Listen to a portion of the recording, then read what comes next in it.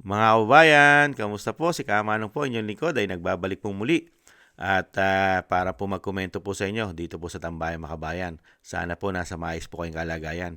At tayo po mag-umpisa na, magkomentuhan na po tayo. Komentuhan po natin at ang ating Vice President ay pinagkaaguluhan po sa Davao, lalong-lalo po sa pag-attend po niya ng misa. Dahil 1 taon na po ngayon ang ating dating Pangulong Duterte nang siya po ay kidnapin at talagang hindi nabigyan ng due process ng mga sakim, gahaman sa kapangyarihan at sa pera ng taong bayan. At syempre po ang pagiging huda sa taksil, mga kababayan. Nasa San Pedro de Cathedral, San Pedro Cathedral po sa Davao ang ating Vice President. Siya po'y pinagkakaguluhan. Ito po, tingnan po natin panuorin ang ating Vice President.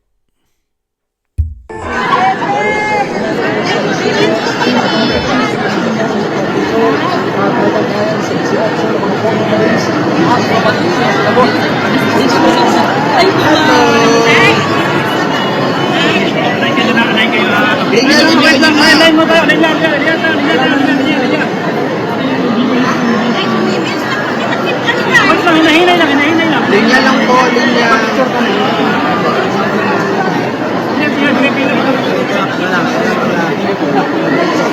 Nakayaw.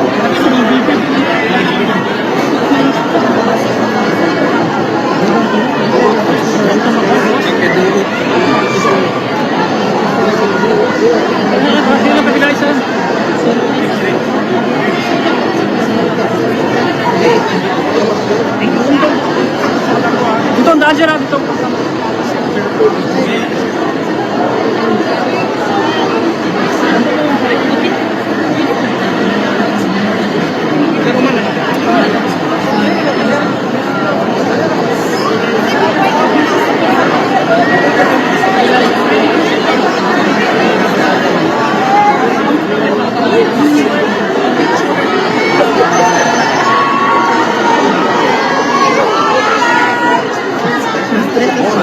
Mura ni schedule. Wala lang. Stress kasi dito. Kumani mo siya na pala.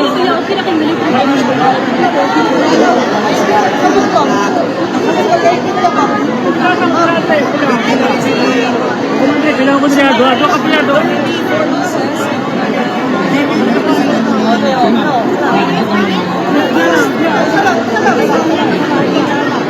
Wala.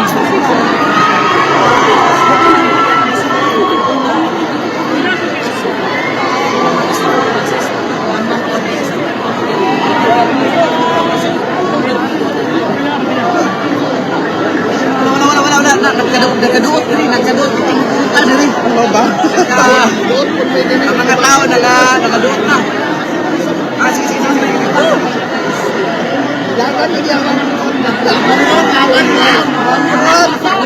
Labani trabaho bro. Asa ang pila niyo? Asa ang pila? Kani sila murag dili sila. Pila tarong ba? Ikaw nagkakapil. Ang cellphone niya, ang cellphone ka na, cellphone. Sige, may pagkuman sa misa nagpapatuhan niya. Dapat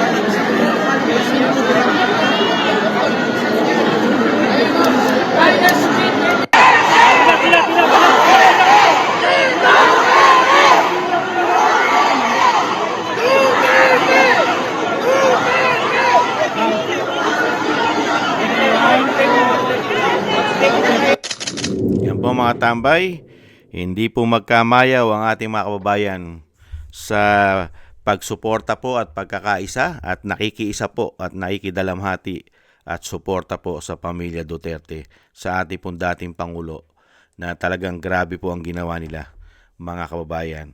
Talagang grabing pamumulitika. Ginamit pa ang pera ng taong bayan. Ayon po yan sa mga soldiers. Talagang ginamitan po ng daan-daang milyon o bilyon, hindi kaya bilyon, dahil hanggang ngayon, mga kababayan ay tuloy-tuloy pa rin po ang ginagawa po ng pagpapabagsak sa mga Duterte.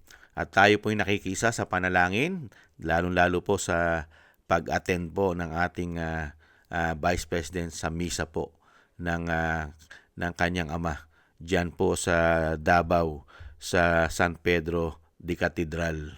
At ang panalangin po natin ay katulad din po ng panalangin ng milyon-milyong Pilipino na ang dating Pangulong Duterte ay madugtungan pa po ang kanyang buhay at kalakasan at makalabas na po siya at makalaya at makauwi sa ating bansa. At syempre po patatagin po ang kalooban at bigyan po ng kapayapaan ng isip ng dating Pangulong Duterte. At yan po ay makakaya naman po dahil alam naman po natin ang ating dating Pangulong Duterte ay may tapang at malasakit. At alam niya at alam natin na ang kanyang ginawa ay para sa bayan, para sa ating mga matitinong Pilipino na sumusunod sa batas at gusto ng pagbabago at syempre proteksyon sa ating mga anak at sa ating sambahayanan, sa buong sambahayanan natin at mga Pilipino ay pirotektahan po ng dating Pangulong Duterte sa sarit-samot problema at lalong-lalo po sa pulburon na ang ating mga anak ay hindi na maligaw nung panahon niya. Nung siya ay naging Pangulo, ayaw na ayaw niyang maligaw ng masamang landas ang ating mga anak. At syempre, sa mga makakaliwa, pinoteksyonan niya po ang ating mga anak na hindi na po makuha, ma-brainwash ng mga makakaliwa. At syempre, nahandyan po ang mga krimen, mga terorista, lahat po halos ay binigyan po tayo ng seguridad ng dating Pangulo. Pero kasi ngayon po ay naghahari po ang kasamaan sa ating bansa. Kasi mismong gobyerno natin ang kinampihan ay ang masasama. Ang sarit-samot masasama sa ating bansa ay naging kakampi na po yata nila di umano dahil sa mga pangsariling interes. Hindi po ba? Kaya yung pagkakagulo po niya, yung kaguluhan po niya sa Vice President ay tapos na po. Natapos na po siyempre yung misa para po sa ating dating Pangulong Duterte. At tayo naman po ay nagkakaisa, mga kababayan. Nakikiisa po tayo sa lahat ng magandang layunin para po sa muling pagbangon ng ating bansa. Siyempre, hindi naman po babangon ng bansa kung sila pa rin ang nasa posisyon. Nakita naman po natin ang mga hangarin. Iisa pala ang hangarin. Ang hangarin pala ng pula, pink, dilaw, liberal, kasama po ang makakaliwa. At nahandyan din po ang mga nasagasang oligarkiya. Iisa lang po pala mga layunin nila. Isang kulay lang pala sila. Pinagsama-sama, di umano.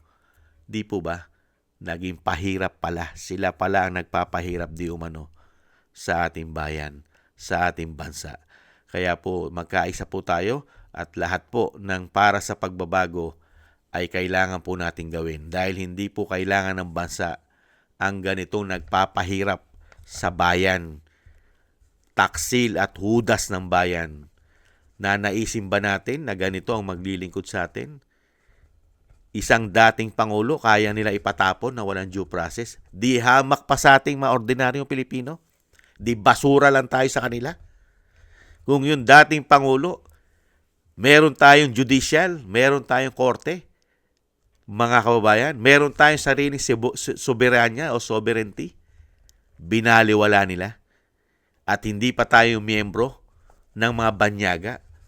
Tapos ang sinunod nila at ang kanilang kinampihan, mga kababayan, yung Judas, na wala naman siyang katungkulan sa gobyerno, pero pinatulan at sinunod ng gobyerno, di umano, at binigyan pa ng pondo. Sino?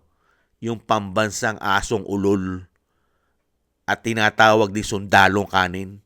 Nakita nyo po, walang katungkulan sa gobyerno. Sinusunod at kinukuhanan ng information at nagbibigay ng impormasyon sa ICC. Walang katungkulan sa gobyerno. Unbelievable. At sinuportahan ng gobyerno. Hindi po ba? Kaya nagkaroon ng sabwatan. Kaya nga po nagkaganito at nagkandaleche-leche po ang ating bansa. At dinala po tayo sa kawalan at sa kahirapan. Kaya po mga kababayan, tuloy-tuloy lang po tayo sumuporta. Suportahan po natin ang pamilya Duterte, ang ating Vice President Sara Duterte. Tayo po'y sumuporta para po sa muling pagbangon at pagbabago ng ating bansa. Dahil kailangan po natin yung nasimula ni dating Pangulong Duterte. Kailangan po i-continue. Yung talagang continue. Hindi yung bubuduling ka lang hanggang salita, hanggang pangako. Hindi po natin kailangan ang salita at pangako at puro papogi. Yung pala ang gagawin, puro pagnanakaw at pahirap sa bayan. Huwag na po tayong magtiwala sa iba. Nakita na po natin kung paano maglingkod ng Duterte, mga kababayan. At yan naman po ay tinitiyak po natin at tayo po'y nakakatiyak na gagawin po yan ni BP Sara yung ginawa po ng kanyang ama. Lalo-lalo po ang ating ekonomiya ay ibangon muli. At tayo po ay bigyan ng magandang paglilingkod.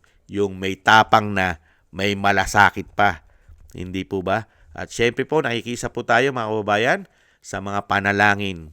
Sa mga panalangin po natin, nakikisa po si Kamanong at tayo pong lahat ay makiisa para po sa pagbabago ng ating bansa. At syempre na hindi magtagumpay ang kasamaan at kahayupang pinagagawa nila sa ating bayan. At syempre ang panalangin natin ay managot sila at maibalik ang mga pinagnanakaw nila. At ang panalangin din po natin ay para po sa pamilya Duterte at sa dating Pangulong Duterte na matuldukan na po at mabigyan na po ng katarungan at makalaya na po siya sa lalong mabilis at mabigyan pa po ng kalakasan at mahabang buhay ang ating dating Pangulo. At syempre po ang kaligtasan po ng pamilya Duterte, ang ating Vice President at ang buong sambahayanan ng pamilya Duterte at ang dating Pangulo. At syempre po sama na rin po natin sa kaligtasan ng ating buong sambayanan at ang ating mga soldiers at ex-marine ay maingatan po tayo lahat sa kapahamakan. Maraming salamat po sa inyo mga kababayan, lalo-lalo po sa inyo po mga dasal. At tayo po huwag magsawang sumuporta para po sa tama at para sa pagbabago at sa katarungan na ating pong minimiti. Milyong Pilipino ang naghahangad nito para po mapanagot ang mga hayop at nagpakademonyo sa kapangyarihan at sa pera ng bayan. Maraming salamat po, Vice President. At huwag po kayong mawala ng pag-asa at huwag po kayong susuko. Ang milyong Pilipino ay nakasuporta po sa inyo, Vice President Sara Duterte. Manatili po sanang matatag at matapang ang inyo pong lalo-lalo po ang kalakasan ng inyong katawan.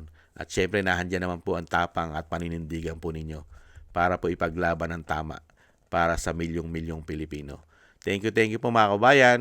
At tiis lang po tayo. God bless po sa inyo lahat. Bye-bye.